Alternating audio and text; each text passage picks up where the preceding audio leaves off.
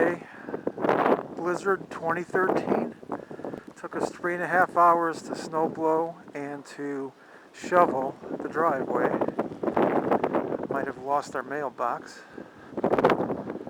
It's about the highest we've ever seen around here.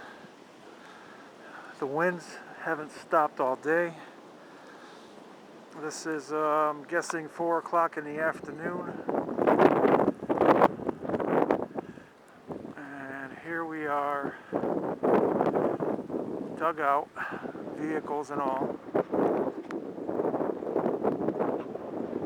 And guess who has to shovel the roof again?